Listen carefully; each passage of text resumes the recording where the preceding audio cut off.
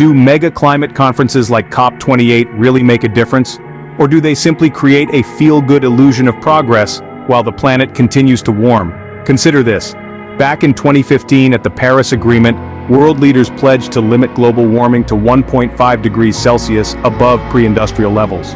Fast forward to today, and the world is still on track for a catastrophic 3 degrees Celsius rise. That's right, despite all the promises and the fanfare, we've barely moved the needle. And it's not just the Paris Agreement. Think back to COP24 in Poland, where nations agreed to implement measures to cut carbon emissions. Yet global emissions have continued to rise. And then there was the infamous COP15 in Copenhagen, touted as the great hope for a global deal. It ended in disarray and disappointment. Let's address the elephant in the room, the clear conflict of interest at COP28. Set in the United Arab Emirates, a major player in the fossil fuel industry, the irony is palpable. Key leaders like the presidents of United States and China were noticeably absent, sparking doubts about their commitment.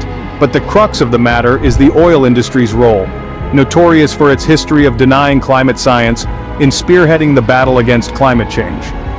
Can we really put our faith in them?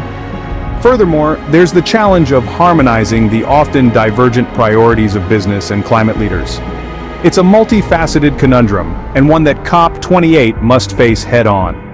It's time to face the truth. Climate conferences like COP28 are not living up to their promises. The world is still on a dangerous trajectory, and we are running out of time. But this doesn't mean we should lose hope. Instead, we should demand more. More transparency, more accountability, more action.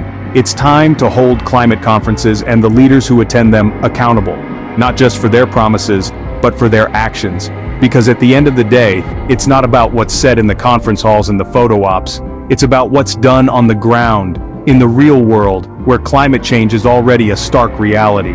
Let's take a moment to appreciate the irony of these climate conferences. COP28, for instance, was held in the United Arab Emirates, a nation known for its opulence and reliance on fossil fuels. Now here's a fun fact for you. The carbon footprint of COP28 was significantly larger compared to previous UN climate conferences. The conference saw an attendance of over 70,000 people, which was about 25,000 more than at COP27 in 2022. This significant increase in attendees naturally led to a larger carbon footprint. Imagine, a meeting designed to combat climate change, contributing to it. The conference was buzzing with more people, all consuming resources, some arriving in private jets, all contributing to the very problem they were there to solve. And let's not forget a lot of hot air coming from people's mouths. The endless debates, the grand speeches, the empty promises. Who knows, maybe that added to some global warming too. So, next time you hear about a climate conference, remember to check its carbon footprint too. It's not just about the commitments made inside the conference halls, but also about how these conferences are conducted. Because every action matters. Every carbon footprint counts. And we can't afford to ignore this inconvenient truth. So question, challenge, demand more, because the future of our planet depends on it.